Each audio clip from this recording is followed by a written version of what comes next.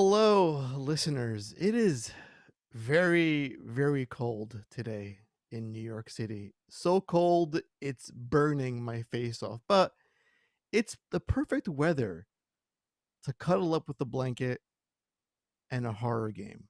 Now, January is known for a dumping ground for horror games in the movie theaters, but we got The Medium the other day, and I've been in a horror mood lately. Well, always, if you know me. So today, joining us on the podcast is Greg Bialy of Hydra Games, the developer of Don't Be Afraid, a horror game that puts you in the role of an 11-year-old boy that has been kidnapped by a psychopath. Oh, this sounds really good. Greg, welcome to the show. How's it going, man? Quite good, quite good. Thank you for inviting me. Yeah, I played this game a lot the last couple of days. I played some this morning to prepare for this interview, and I think the word gem comes to mind uh, to describe this. I feel like a lot of indie horror games miss the mark with what horror is supposed to be. Um, but we'll get into that. So for those who are new to the podcast, like Greg is here, this is the world's number one indie developer interview podcast, probably, and it posts each and every Friday for your listening pleasure. So, Greg, let's just jump into this craziness. Uh, I could ask you about what horror means to you as a developer, where it's gone wrong throughout the years. But I want to put you in a very specific environment. I want to get your response to this question. Let's pretend that you work at your local hardware store and someone is on the line and they're shopping for sacks, adhesive tape, 5 bottles of chloroform, rope, and large cardboard boxes. What do you do? Well, first of all, I asked them if this is gonna be a sex thing or a Metal Gear Solid cosplay, considering the boxes. Yeah, this is of course the antagonist shopping list in Don't Be Afraid. Yes, yes. Which The one that you find on the sorry, not the first floor, but the right, which ground floor level. it amazes me that someone actually sat down to make this list. It's like I need all of my tools for my child kidnapping tools, my chloroform, my rope, my cardboard boxes. So I want you to I give a bit of a brief description of what Don't Be Afraid is. How would you describe the game for the audience? So I would say that one of the defining features of Don't Be Afraid is that this is a kind of a survival horror game, but intermixed with mechanics or certain kind of stylistic that's more common to classic adventure games. Inspired by classic adventure games. For me, for example, when I started working on the project, the first thing that came to my mind was, oh my god, this has so much in common with the first Alone in the Dark. I mean, Mm, the DOS version. yes. The fact that most of the time you actually spend exploring. It's not about fighting of enemies. It's not about gathering supplies.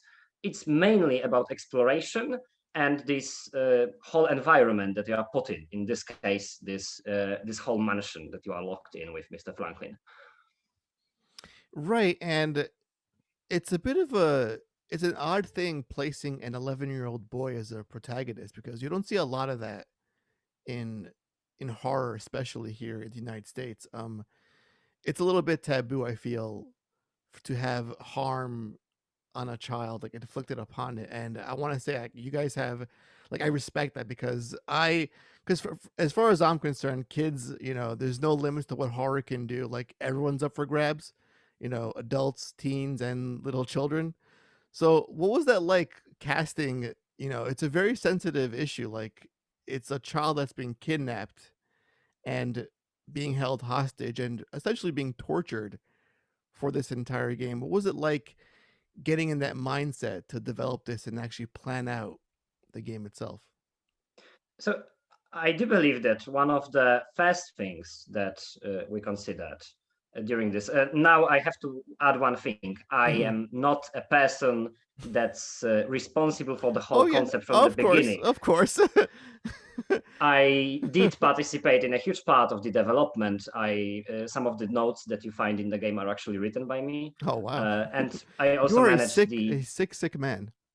Um, well, maybe, um, but otherwise, as a producer, I mainly worked on coordinating the various teams and people working with the project.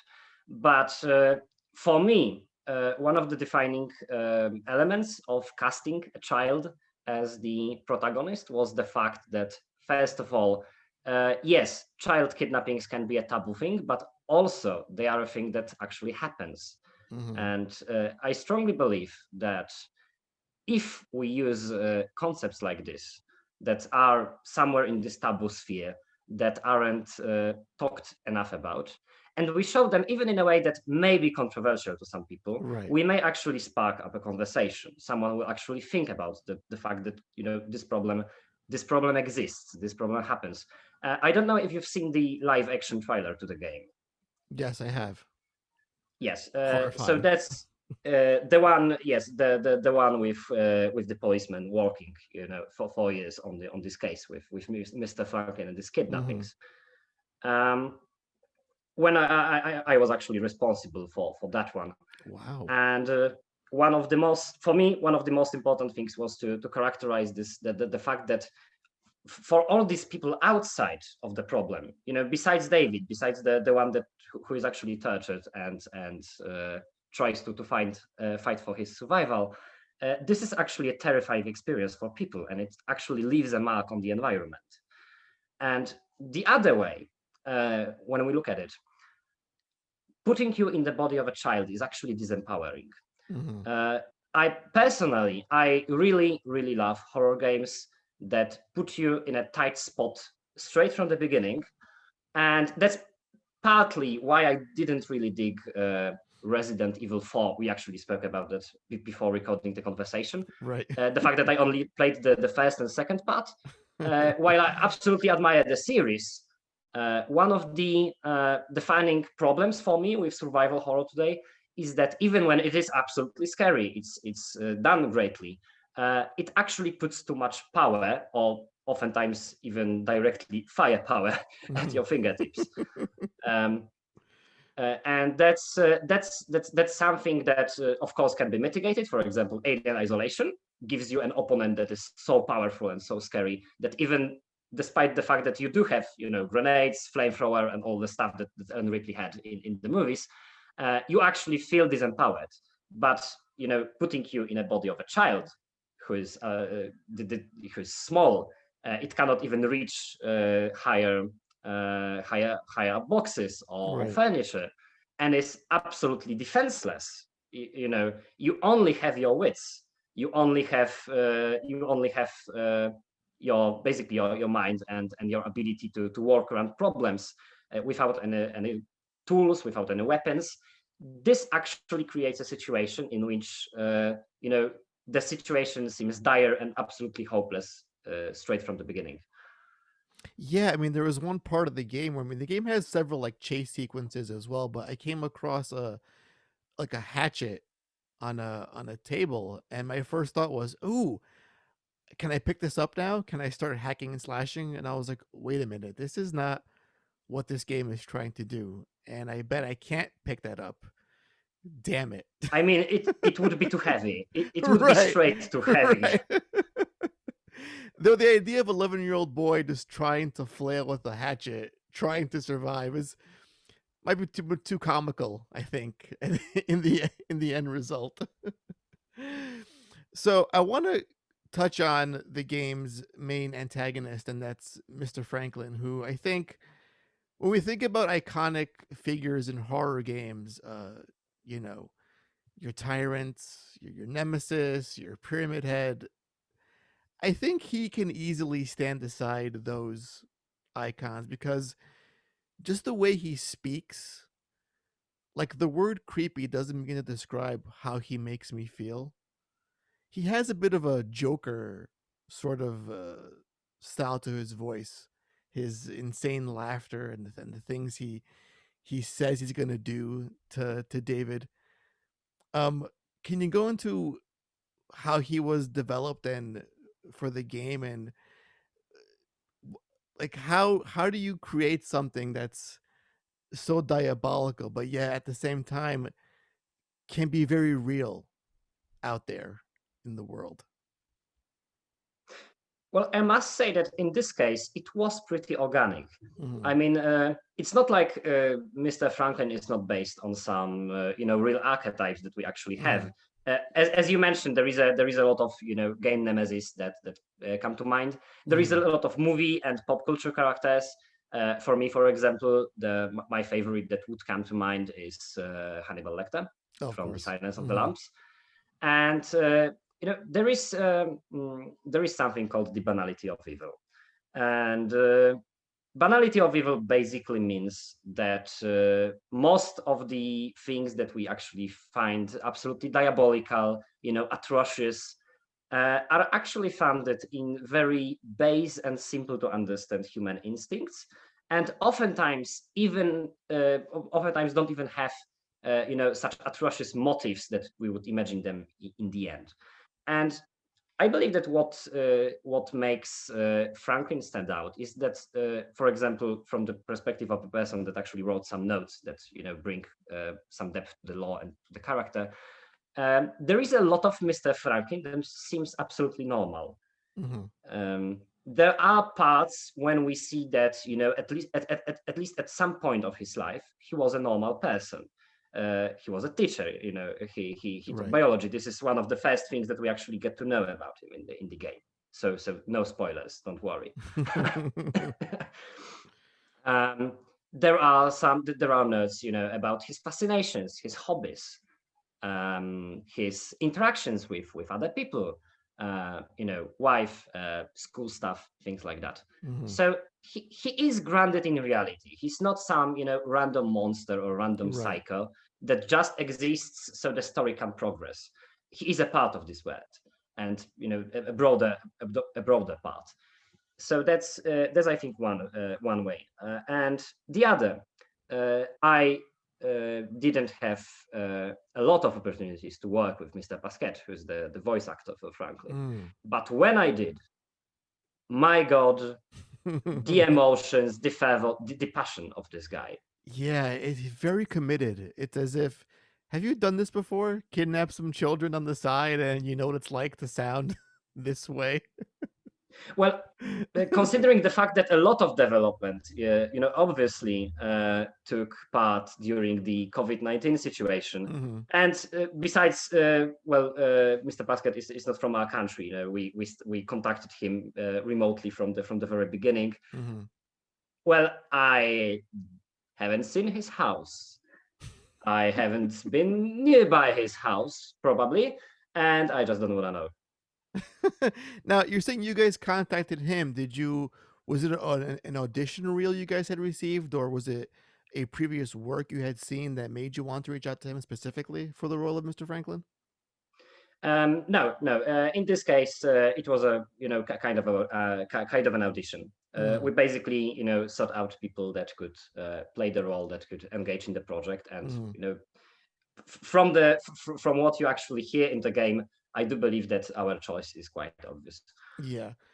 That's fun to be the best psychopath among all the others who tried out for the role. Uh, I do have to ask though, where in the game world, in a sense, where is he buying all of these mannequins from? Because you would think, if there's missing children abound, and I was a cop, I would say, you know what? There's this guy that's buying all the mannequins like in bulk. Let's let's see what that guy's doing. Because there's a lot of mannequins in this game. Well, for me, the obvious answer would be Amazon. You can bleep that out if this would be too No, controversial. no, that's totally fine. I love it. I mean, it makes the most sense. I mean, no one's gonna question a guy buying 2,000 mannequins off Amazon. Just as Yeah, just absolutely. like a fetish, maybe. You don't know. You don't know. So there there are a few things in my life, Greg, that I'm more critical of than horror. Horror, I feel, if it's done properly, gets my utmost respect. And I feel when it comes to horror in games, you can go one of two ways. You can go the cheap tactics, jump scares to elicit maybe genuine, but most of the time obnoxiously fake reactions from streamers and people like that. Or you can go the other way, which is it's very intentional, very slow, very methodical, and it's all about building moments, which is what I think this game does really well. Can you talk about the team's approach to horror and the genre when developing Don't Be Afraid?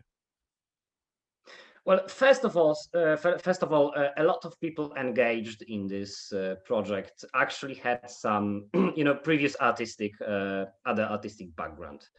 We have a movie producer. I'm personally a stage play director Mm, in my spare time, and amateur stage play director. I don't get money from it, but regardless, I did have several premieres. sure. And actually, one of my works that premiered in Dublin in 2019, called "The Eldritch Accountant," was Wow. was a very much horror stage play. Hmm. It basically married Lovecraftian terminology and Lovecraftian aesthetics with corporate environment, and the basic premise was that It's like Cthulhu's taxes. Is that what's going on in this? yeah, kind of like that. The basic premise was that the esoteric order of Dagon exists today, and because Mhm. it exists today, it obviously is a corporation. Right, of course, naturally. Yeah, yeah. I mean, it's not like we don't have some evil corporations out there, Right. like comic villains type evil. But returning to the main topic, of course, Hmm. another producer that was engaged with the project also had some stage experience, and it's a record most of us actually loved horror. So it just came naturally that the vision that we had for this was quite condensed and quite clear. But in regard of the choices that were actually made during the production, Hmm. uh, one of the most important things was not to overdo, anyone think in the game. Of course, there are some moments that are jump scares, but I do believe that I would count maybe three that are actually um quite I would say a typical example of such a tactic. Hmm. But what was important was the atmosphere that would actually be around this scene. The broader things like lighting, the textures that we used, the way that the levels are actually created to each convey a certain type of topic, a certain type of theme that the broad horror would fit in, and all of this was building to one thing.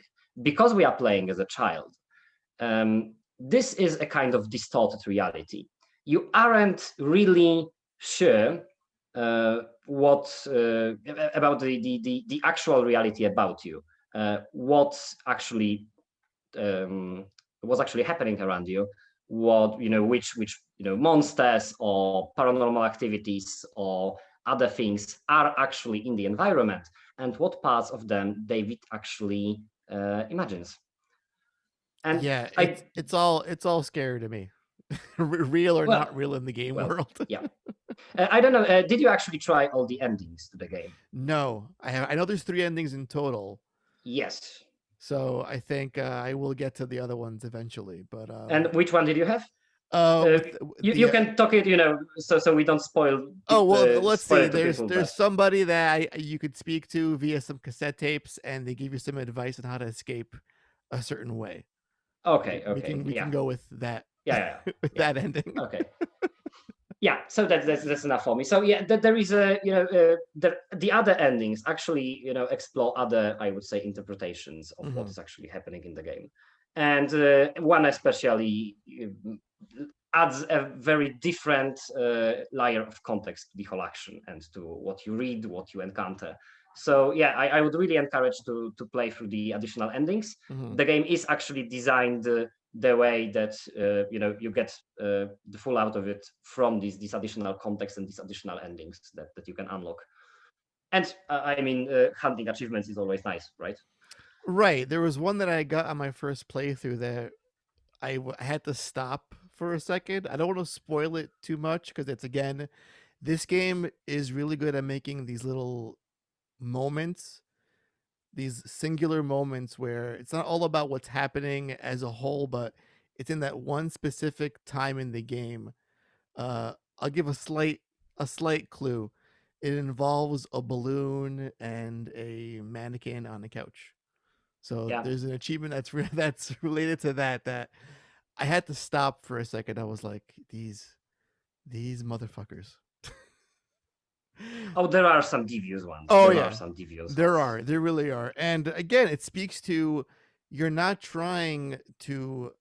I mean, there's always going to be jump scares in horror. I feel that's part of the package, even ones that aren't um, with direct relation to horror being inflicted on the character, just for like again those cheap tactics. Those are going to be there, and that's fine. But you guys decided to tell a story that's much more well thought out, and also with regard to the game's puzzle system, you don't hold hands a lot either, which I appreciate because I feel a lot of horror games. Like I was playing the medium for a long time when it released last night, and I'm loving it so far. But one of my biggest complaints that I feel like it holds my hand a lot, and it's not trusting me to figure out things for myself. Where as opposed to Don't Be Afraid, where you're playing as an 11-year-old child.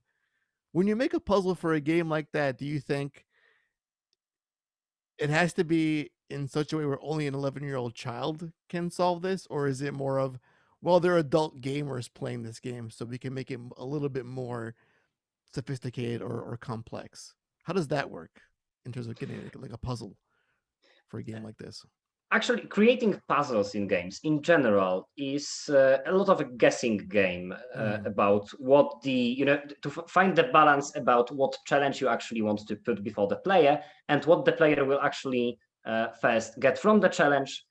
What activities will he be forced to partake in to finish the challenge, and if it will be entertaining at all. And this basically requires a lot of QA. It requires a lot of planning, a lot of revisions, changing in midst. So a lot of the game's puzzles evolved gradually over weeks or months. And of course, one of the another very very important factors when you design a puzzle, it's the level of complication that you put before the player is one thing, but the level of complication that you put before the developer and the quality assurance team that Mm-hmm. actually has to make sure that this isn't bugged and that this actually works. This is Right. completely another layer. But yeah, basically creating puzzles like that is a lot of compromise. It's a lot of planning, and in the end, you just have to believe that the compromise that you found is the right one. So this game came out a little over a month ago, and I would love to ask you what the reception's been like, but it is apparently in the top 5 of the best horror games on Steam for last year, which is amazing since it came out in December of last year. What's that been like for you and the team, seeing that this game is being so well received by horror fans? Well, obviously, being a horror fan yourself, Right. you really get the satisfaction that, yeah, I did it right. Fine. But otherwise, beyond the base instincts, it is a very very pleasurable experience when the game is out. You hit that button in Steam, you hit the release button, and then you just wait on the edge of your seat, for the first review, for the second review, for the first discussion popping up Mm-hmm. in the forums. You basically, you swallow it whole, and obviously, you want everything to be positive, everything to be nice, but at this initial stage, you want all of the feedback, you want all of the information, you just want to see that your work has been noticed, and when you actually do, and when the feedback is positive, and when people actually love it, then that's the best reward that you can actually get. And obviously this is the thing that gets you motivated as an artist, whatever you are working with a movie or on stage or in video game design, the fuel that you use for your projects is basically the reception of your previous projects. Do you find yourselves watching a lot of Twitch streamers playing the game and seeing what their reaction has been like? And like, do you say, "Wow, they're actually getting our vision of what this game is supposed to be"? Like, they're understanding the horror behind it. I actually did watch several streams, and the reactions to the game weren't as interesting to me personally Mm-hmm. as the overall actions that the player actually took, which items they noticed first, which puzzles they struggled with, which puzzles were easy. Because for me, it's a lot of feedback. It's Mm-hmm. basically live experiment. I can actually see how this mechanic works in the world, out in the open, and this is what interests me the most. So, for example, I don't believe I will be spoiling anything, but I was very surprised about how people managed the harpoon puzzle. Oh yes, that one. That one, yeah, that one. Yeah, I was stuck a little bit on that one because it's again, it's one of those games where you feel just touch everything around you. If it has the icon with the hand icon, just go at it and see what it does. And then you'll enter a brand new room thinking, okay, so I'm in this new room now. Something in here is the next piece to progress. And then it's like, there's nothing in here. What the hell do I do? Like, I can't be this dumb. I'm 11 years old. It should be simple for me. There was a lot of discussion about the harpoon puzzle during the Yeah, development I can see and why. after the release. There was a lot of discussion, there was a lot of opinions, and in the end, of course, we now know how it worked out. Mm-hmm. We now know how people reacted to it, how much time people actually spent on solving the harpoon puzzle, and actually some of the notes that are I would say around this whole puzzle that's attached to it have been written by me. So obviously I was really interested if it will work out or not, Mm-hmm. or in what way. So yeah, I mean I'm the kind of analytical guy. I really like data. I'm kind of a data junkie in that case. Right, and I'm guessing you have like so much to work off now that the game is actually released, that people are enjoying it. You're seeing reviews pouring in. Um, I recall one of the earlier puzzles too. It involves like the three mannequins with the arms are all entangled Yeah. together, and the game tells you what you're supposed to do. At some point, there's like an icon on a wall somewhere that describes the solution for the puzzle. And I recall I just came across it, and I was like, oh, there's buttons here. Let's see how I can do this. And then I go to the actual door with the symbol, and it's just, oh, that's what that means. Clever. But I wish I knew that prior to doing the actual puzzle, because it would have been nice to be like, yeah, there was that symbol. It's all tied to this. But my dumb brain didn't put those two things together until after I had solved it, unfortunately. Well, in this case, because we are talking about the first basement level in Yes, that case, I correct. believe. Yeah. Mm-hmm. Yeah. In this case, the first basement level is kind of specific because if you think about it, it's one of the longest and biggest levels in the whole game. Mm-hmm. It's kind of complicated in Yeah. terms of which puzzles interact with which puzzles, how it is designed, in this labyrinthine way.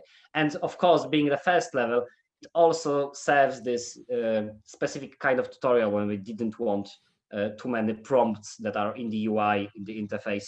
We wanted as much as we could, insert it into the game world, like the keyboard layout on the wall and so on. And deciding on what kind of info and how much info to actually give to the player is, of course, a very, very important part of the puzzle design, because you actually aren't sure for most of the time, because, well, you aren't in the player's head. You can think about how you would solve the puzzle. You can think about what kind of puzzles you personally struggle with, and then ask people around you, and then you will still not be sure in the end of the day. My personal example, I really, really love classic adventure games like Mm-hmm. the LucasArts point-and-click adventure games.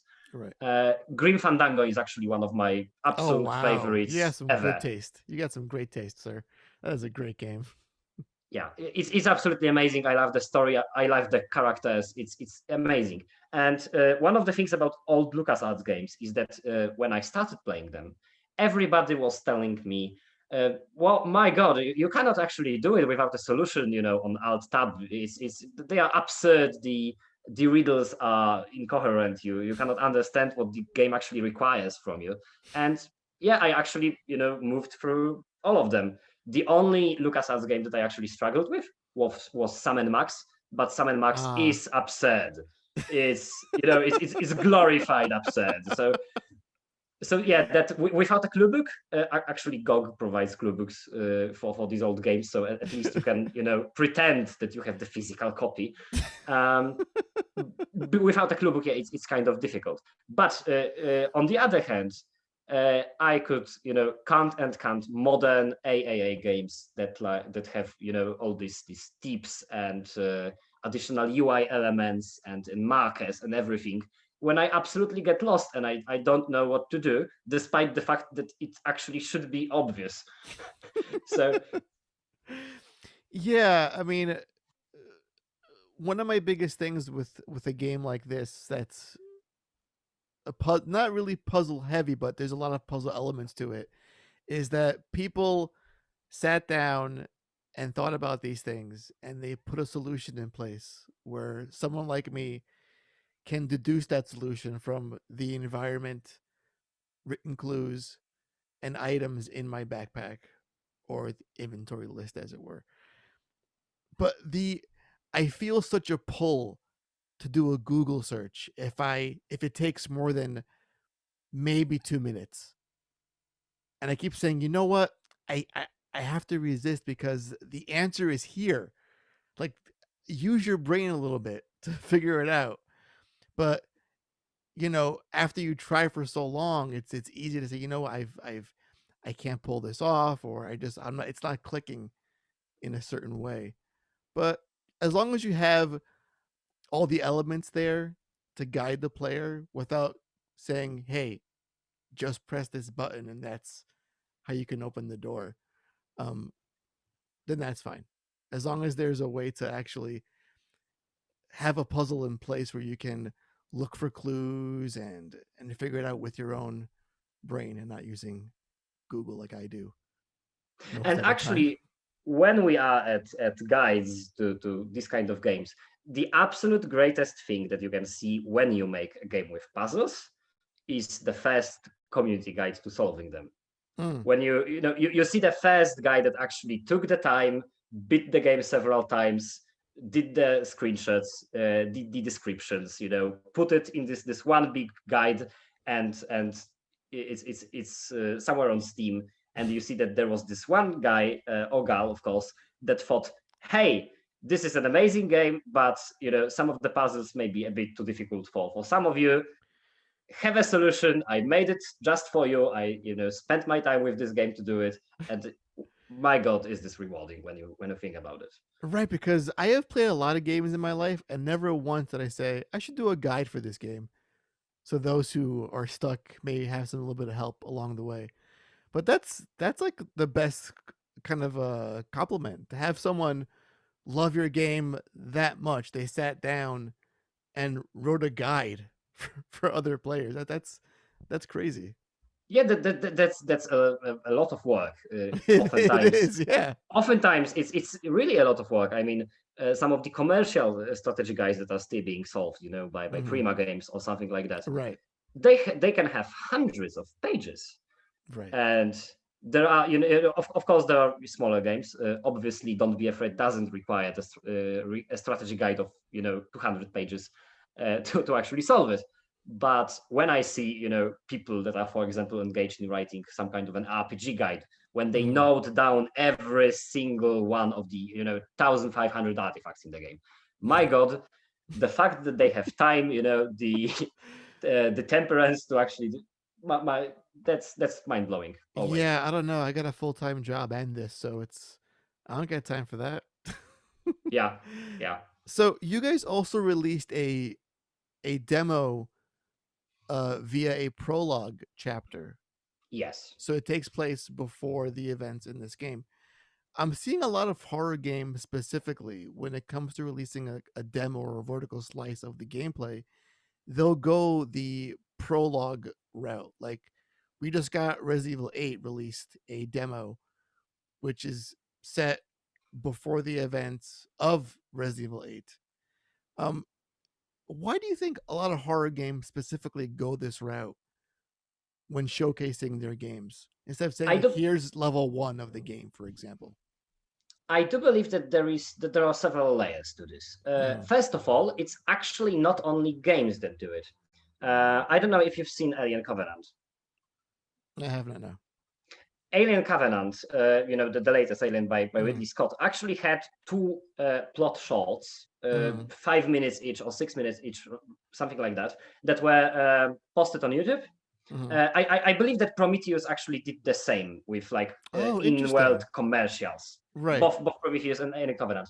And what they did is they inserted a bit of like plot or lore, devised in a certain way that it's like self-constrained. You can understand it without the full context of the movie. Mm-hmm. But first of all, it unravels some part of the world that gives you additional context to the movie. And second, it actually gives you this taste of what will come when you actually see the full motion picture. Hmm. And in games, it's similar because, of course, the first toy, these free prologue to Don't Be Afraid, Mm-hmm. uh, is kind of a teaser. You know what to expect. It uses many of the same elements that the final game. It obviously it happens in the same place, but Mm-hmm. when you compare what happens in the first toy and what happens in the corresponding part of the full game, you will see that what happened in the first toy like gets through to the full game. Right. The things that the protagonist of the first toy does carry on to the full game. So there is a continuity. There is also some kind of this sense of progress for the player.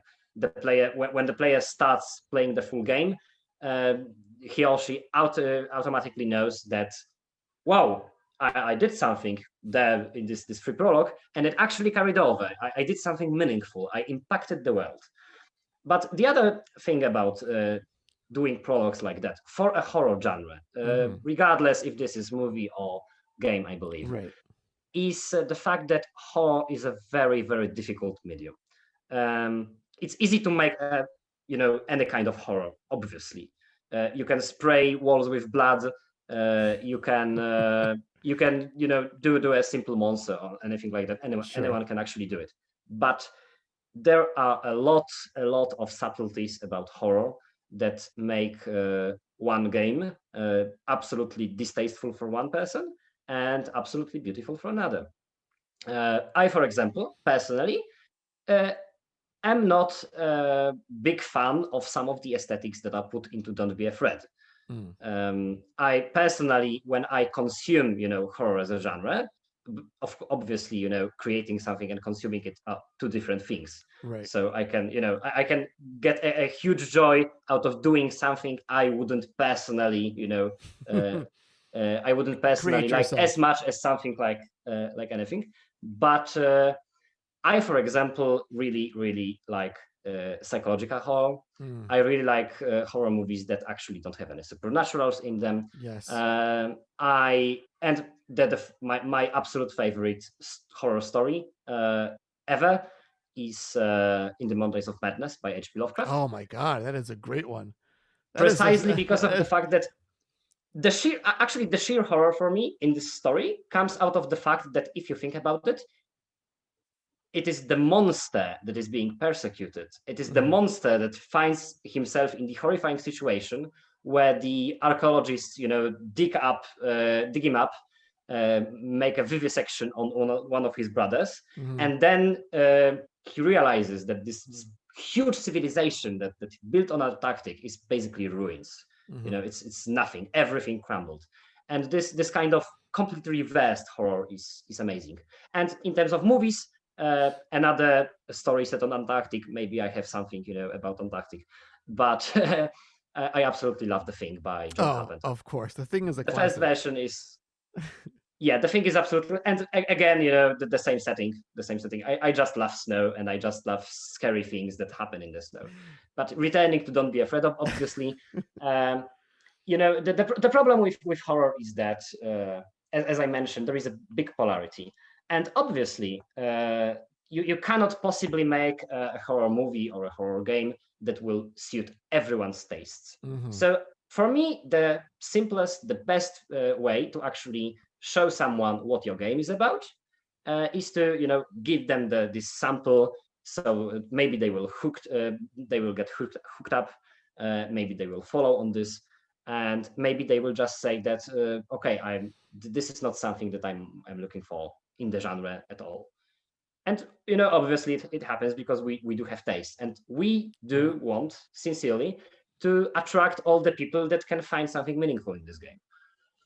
Right, and just to jump back on The Thing for a quick second, I think everyone should watch that film, if only to learn what good practical effects can really add to a movie. Absolutely, absolutely. The fact I'm still reeling from the fact that at the last stage of the movie's production, in the new thing, the one from 2011, Right. they basically got rid of all the practical effects and Yeah. substituted them with CGI. That Yeah. was Yeah. Oh, because it looks more real, right? These fake computer graphics look so much better. yeah, yeah, yeah. Executive meddling at its absolute finest. Right. But again, that's the one big takeaway. I mean, yes, great pacing, amazing score, that sense of paranoia and like fear. But yes, practical effects.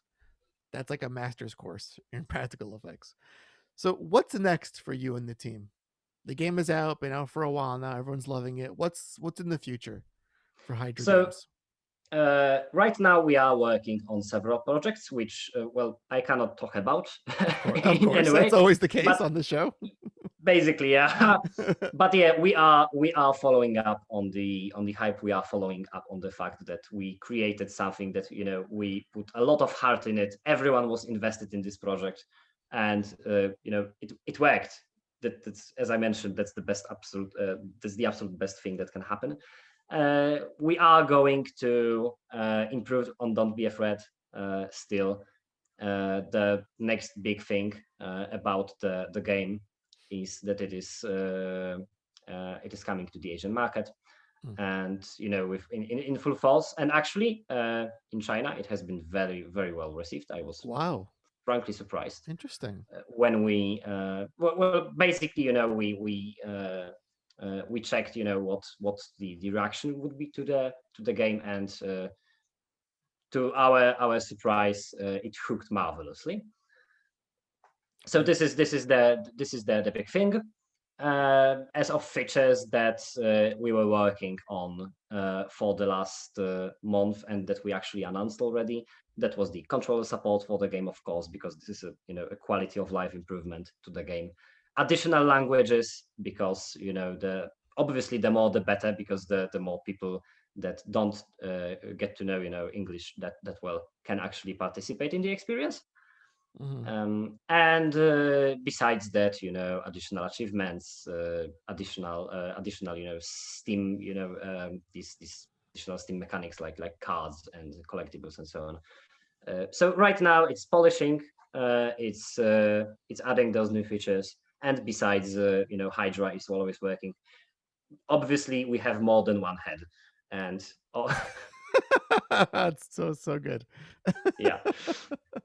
Are you eyeing a console release in the future at all, or just sticking to the Steam for the time being? We are actually. First of all, the one of our other games, The Last Show of Mr. Childish, a walking simulator, a very kind of flowery artistic walking simulator that deals with depression, loss, and a kind of internal melancholic experience of an artist that tries to basically put themselves together. Is going to Switch and is going to Xbox and Mm, PS4. And so yeah, we are expanding on the consoles. very nice. And I'm very, very excited about expanding to Switch, because I really find this platform amazing to work with, from a player perspective, obviously. Mhm. Yeah, this is the kind of game where I wish I had on the Switch and I could just have in bed with me with the headphones plugged in, lights turned out really low, and just piss my pants until like 4 in the morning.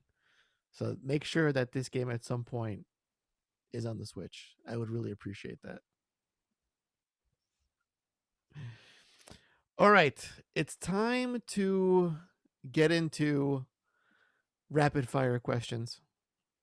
We're gonna go deep and learn about you as a person and see what makes you tick, as it were.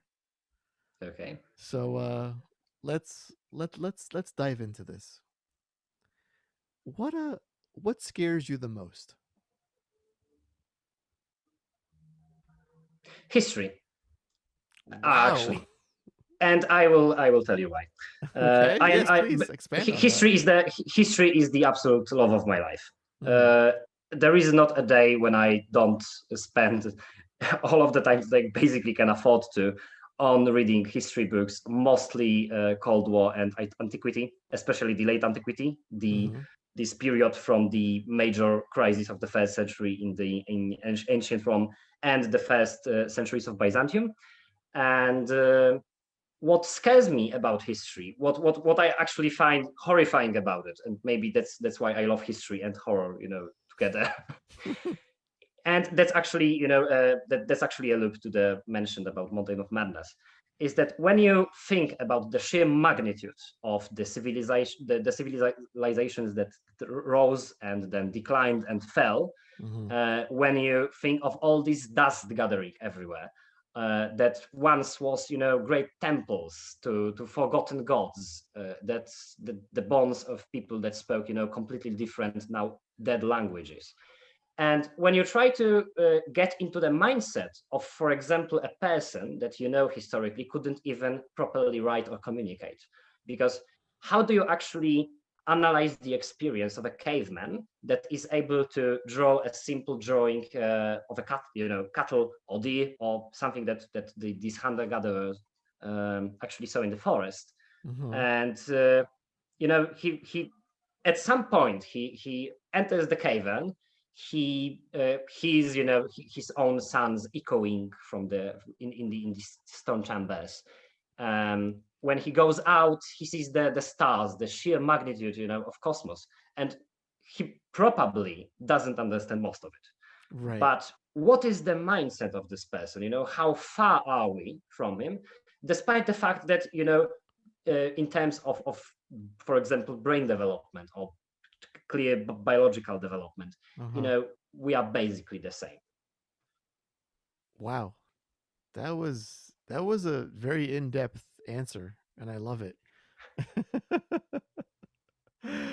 um well, to kind of piggyback off of that, what would you think was the scariest moment of your life? The scariest moment of my life. Mm. That's gonna be a tough one. You've had more than one terrifying moment? Oh yeah, yeah, absolutely. Um, uh, there was some heavy stuff, so maybe I Let's will not get choose. too intense with it. Let's think Yeah, about exactly, exactly. Okay, I will go. I will go into. I will go into a slightly, easier things. But I have absolutely no idea what this situation is called, like in English. Mhm. As you can hear, I can speak that language, but I'm not that fluent or good. No, But you are amazing. Don't ever say you're not fluent or good. well, I But started it, go on. but regardless, yeah. Uh, in Polish, we call it duszołek, and Mhm. translated directly into English, it would be a choker. So Oh. this is basically like a small demon that manifests on your chest when you are sleeping. Oh, That's like a like caused. like like a night terror? Yeah, exactly, exactly. Yeah, that was the one. Okay. Wow. All right. All right. Yes. Yeah. Lot Now, of now, classical now I'm here. paintings of that. Yes. Yeah, exactly. So the biological process, of course, behind that is quite simple. One of the glands in your brain starts producing mostly the same substances that are produced when you intake LSD. So Mhm. that's why you have this absolute hallucination. And obviously, when you see something like that in your life, when you are lying in bed, Mhm. and in the middle of the night, that there is like this little like fairy gargoyle Mhm. Mhm. on your chest, and you feel like you are basically choking, and Right. you cannot breathe, you cannot move. Well, you are too panicked and too horrified to think about the scientific explanation for this Mm. phenomenon. You are just scared of. Paralyzed with fear, essentially. Yeah, exactly. Well, I've had that happen twice in my life, and I've had a lot of things happen to me throughout my almost 40 years on this planet of ours, and vague recollections of things with like close friends or major events. But when I think about those two specific night terrors, I can recall them almost perfectly. I could describe to you what the goblin looked like.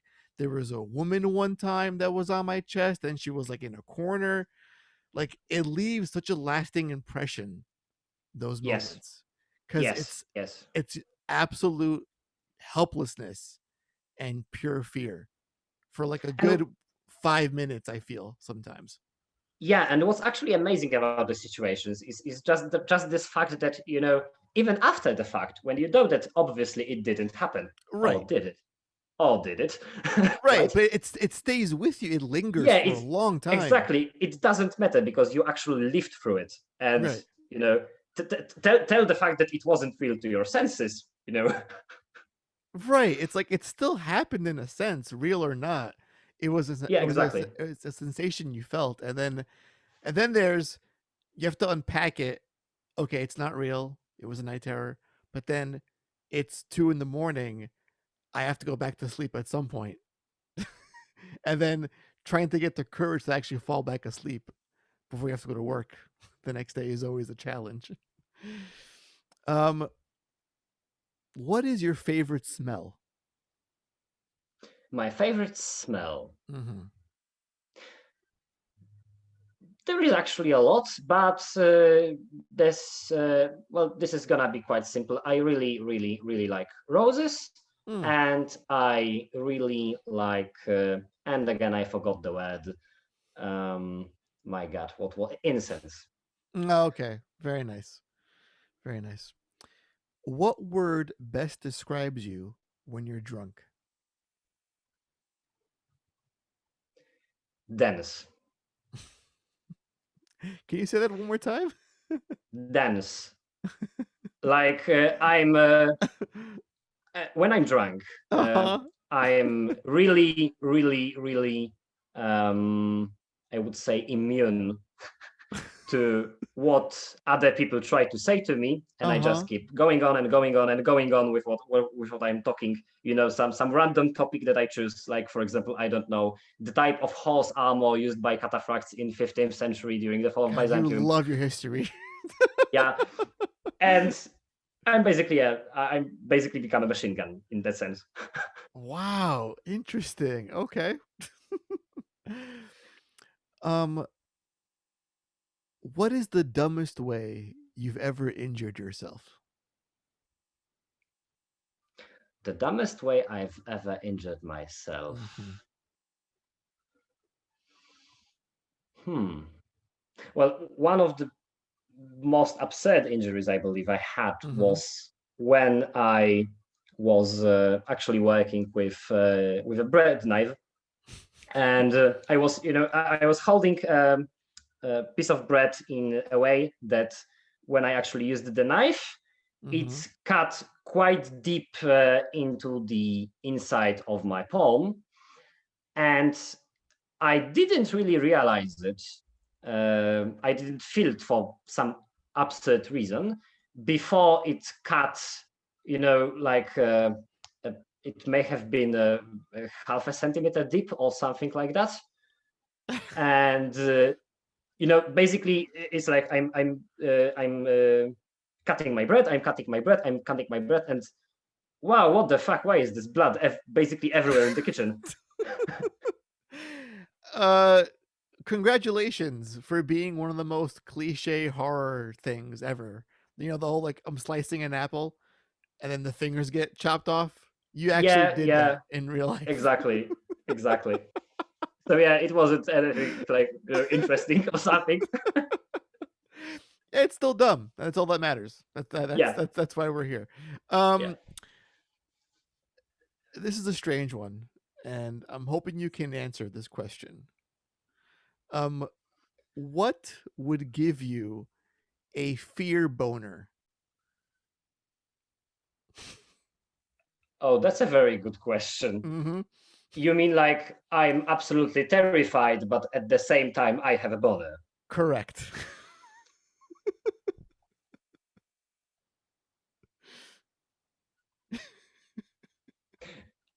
Well, probably Carmilla from Hammer horror movies. Oh wow. Okay, that's a I good mean, answer. it's like you are gonna have a great time, but at the same time, well, I'm probably gonna be dead afterwards. Right. So at least you'll enjoy it at some point. Then you can just Yeah. take me away.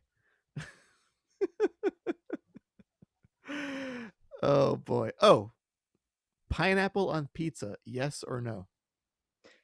Absolutely, absolutely yes. And I Mm. do have a very simple answer for that. Oh, One of okay. my dear friends Mm. always said that there is only one way that you should eat pizza.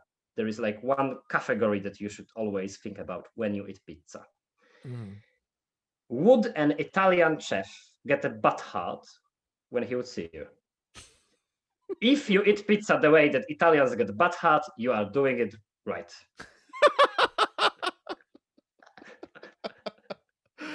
Oh, I think that's my new philosophy in life, my new mantra. If you're No offense doing to it Italians, of course. I right, absolutely no, love no, your I feel like history. no, I think we can broaden it. If you're doing something that pisses someone off, then you're doing it right. That's Yeah, exactly. that's how you should live your Exactly. life. When you're getting dressed to go about your day, thinking about your fear boners and your pineapple on your pizza, uh, and you put your socks and your shoes on, is it sock shoe shoe or sock shoe? It's probably sock shoe shoe. Mm-hmm. Mm-hmm. I was gonna say if you said sock shoe, like it's a little bit Franklin for me. I think at that point. Well, yeah, maybe. I never thought about it that way. How much would 5 bottles of chloroform cost? Do you think on average? How much would? Yeah, how much would it cost to buy? I would Google it, but that's like I'll be on the list for sure if I Google search what does a bottle of chloroform cost. Yeah, yeah, probably. Yeah, probably. I mean, it's better to use like Tor or anything else. But I don't know. I mean, $10 for a liter. Oh, that's a good deal. It's a good deal. All right. All right, Greg. Let's wrap things up with, I think it's a very serious question, and I think as a fan of horror and psychological thrillers, it might be hard to answer, but I'm curious. What do you think is the best horror game of all time? The best horror game of all time. Mm-hmm. Oh, that's a tough one. A lot out there to consider. Yeah, a lot, a lot. Obviously, I quite enjoyed playing both the first toy and Don't Be Afraid like Right. 60 or Listen. 70 We're times. not going to count your stuff in it. That's not fair. No, obviously. I was just laughing that, the funny thing is that, when you have to play through a game like 60 or 70 or 80 times during testing, Oh my then god. basically you spend more time with it than with any other game in the universe, because you just have to. But Right. no, obviously, outside of anything that I ever partook in, Mm-hmm. mm, one of my strongest choices would be the one that I already mentioned. That's Mm-hmm. Alien Isolation. I Mm-hmm. absolutely love anything, It's a good everything one. about it. The Mm-hmm. fact that it really ties with the movie. It has great aesthetics. It has quite good plot, and it's really, really great at like creating all these mechanics that make you feel like you are a part of the first movie. Mm-hmm. You basically are, in the same shoes that Ellen Ripley was like 20 years Correct. Yeah. before Mm-hmm. the action of the game. It's absolutely amazing. Mm-hmm. But outside of that, I really, really loved playing Soma. It Oh, was a Soma's a great good game. one. Yeah. The psychological core of this game is absolutely spot on. And one of the, I believe, unappreciated gems of horror games. This is a game with a very, very huge amount of problems, bugs, promises that weren't kept, and so on. Oh, But I'm it is curious. Call of Cthulhu, Dark Ah, Corners of the Earth. right. This is a bit of a scab. People either absolutely love it or hate it, and I understand both like sides of this, because there is this first segment of the game when it's really, really tight in terms of storytelling. It doesn't have a lot of action. You don't have weapons, Mm-hmm. and there is this absolutely magnificent sequence when you try to escape from a hotel in Innsmouth, the same way that the hero of the novel by Lovecraft actually did. And my God, the tension, the sheer terror that you feel, because actually ordinary people are banging at your door, but you absolutely know you are not going to survive if you don't get the fuck out of this hotel at Right. this very moment. So the first thing you do is you run to the closet, you try to desperately push this closet against the door so it doesn't get opened, and then you go out of the window and out of the city, and it's extremely satisfying when you actually do it. And then the rest of the game actually has a very, very lot of guns and basically more guns. And it's actually most of the people say that this is inconsistent with Lovecraft's lore. Mm-hmm. This is actually a bit of a misunderstanding, because there is a lot of Lovecraft novels and short stories Oh yeah. that actually do have a lot of action. And if you read through Shadow over Innsmouth, it is actually mentioned that after the story of the story of the story. The FBI and the IRS, because obviously, you can be a Lovecraft cultist, you can be a demon from hell or an eldritch god from outer space. If you screw America on taxes, you are not going to get out of it alive. And that's basically what Lovecraft writes at the end of the story. The IRS basically gets their submarines and tanks and blows the city to pieces. Because well, you did have gold, Mr. Marsh. You should have paid your tax from the gold. And why should we actually think about the fact that you are worshipping some eldritch demon? We have the submarines. Yeah, I just got my W-2s like last week. I should really file those before I forget, lest I get submarine Yeah. tanked at some point by the IRS. Um, Greg, thank you so much for coming on the show. You've been so great to talk to. I love talking about horror and uh, the genre, and what works, what doesn't work, and just hearing your passion for it and your insights has been a lot of fun. Where can our listeners find Don't Be Afraid, Hydra Games? Give us all the social media plugins you want. This is your spot to shine. Go for it. Well, basically, if you Google Hydra games, the most obvious places that you can find it. We are on Twitter, we are on Facebook. We do have a website, hydragames.com. It's Mm. kind of easy. And so that these are the prime channels. And obviously, we are on Steam when we have our game. In time, we are planning on expanding to other PC platforms. We will see, and obviously we will notify about that. And we also do have some stuff on Game Jolt, so you can also find us there. And yeah, I do believe that this is the most of the places that we are at the time. All right. Sounds good. Well, thank you, Greg. Thank you, listeners. That was Don't Be Afraid. And also, don't be a coward. Go buy this game right now. It is sensational, and take it from me as this podcast's, well established horror freak and fanatic. This game got to me at certain times, so it is highly recommended. And as always, don't forget, please be excellent to each other.